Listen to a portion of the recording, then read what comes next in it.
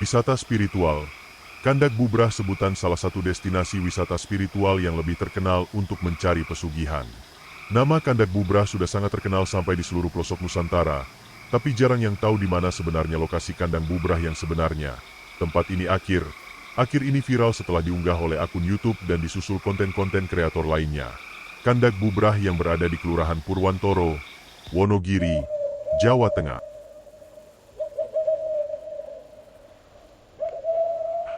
Merupakan tempat pemakaman umum yang bernama Makam Tembung Boyo. Makam ini terdapat dayangan berupa pohon yang dipercayai sebagai tempat persinggahan Imam Purboyo. Imam Purboyo adalah tokoh yang memiliki kekayaan luar biasa di masanya. Imam Purboyo memiliki padepokan. Padepokan Imam Purboyo adalah di lokasi yang saat ini menjadi makam umum Tembung Boyo. Konon dahulu kala Imam Purboyo ingin memperbaiki padepokannya dan memanfaatkan kandang kuda peliharaan Imam Purboyo dengan merusak kandang kuda.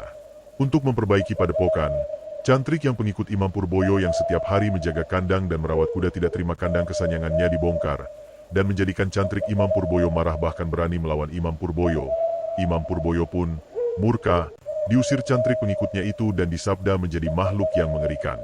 Konon pada hari Jumat Pon, Imam Purboyo ke Mekah untuk sholat Jumat di sana. Di hari itulah Cantrik Imam Purboyo menguasai punden kandang Bubrah, dan sanggup mengabulkan permintaan dari pemuja yang ritual untuk mencari pesugihan. Pesugihan kandang Bubrah tidak memakan korban jiwa manusia, melainkan sebuah perjanjian dengan makhluk jin yang setelah tercapai apa yang diinginkan kendaknya menepati janjinya. Makam Tembung Boyo adalah makam tertua di Wonogiri. Makam ini sangat luas, banyak kisah-kisah misteri di makam ini, hingga warga masyarakat menobatkan makam Tembung Boyo adalah makam terangker di Wonogiri. Kandak Bubrah. Tidak bisa dipungkiri bahwa pesugihan kandang Bubrah membawa dampak yang sangat berbahaya, baik secara fisik, mental, maupun spiritual. Meski kekayaan datang dengan cepat, pelaku pesugihan seringkali dihantui rasa bersalah dan penyesalan karena kehilangan orang-orang tercinta. Selain itu, mereka akan hidup dalam ketakutan terus-menerus, karena pesugihan ini diyakini memiliki konsekuensi yang tidak terduga, termasuk kematian mendadak atau penyakit yang tak kunjung sembuh. Ada banyak pendapat di kalangan masyarakat yang menggambarkan tentang ritual pesugihan yang telah terkenal puluhan bahkan ratusan tahun silam tersebut. Di antaranya adalah sebagai berikut. Pendapat pertama. Ada beberapa masyarakat yang berpendapat bahwa laku ritual pesugihan dilakukan dengan cara memperbaiki rumah secara rutin setiap 1 tahun sekali baik, karena adanya kerusakan maupun tidak. Namun di samping hal tersebut, konon secara sadar maupun tidak sadar dalam melakukan renovasi rumah tersebut, ada saja orang yang menjadi korban atau juga kerap disebut dengan tumbal. Entah bagaimana kebenaran pendapat masyarakat ini, hanya Allah Shallallahu Alaihi Wasallam yang maha mengetahui. Pendapat kedua.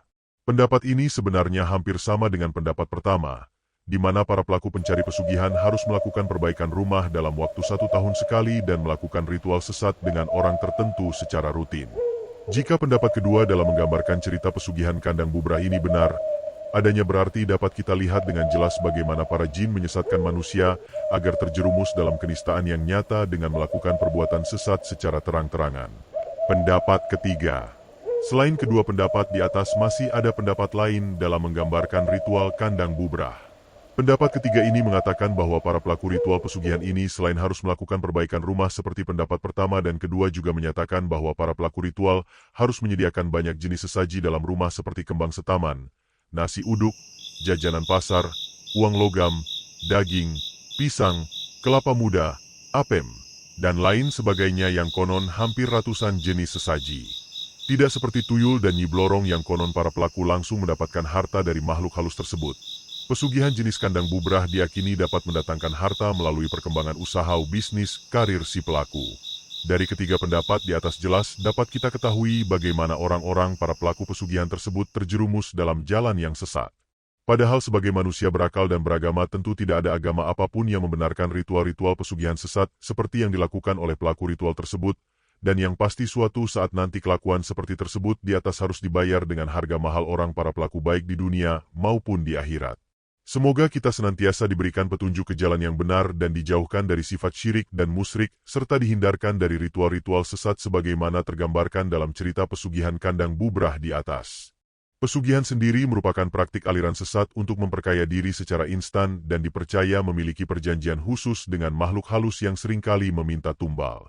Masing-masing pesugihan memiliki cara, ciri dan syarat yang berbeda dengan tingkat kesulitannya masing-masing sehingga pengorbanan yang dibutuhkan untuk menjalankan pesugihan itu pun berbeda-beda.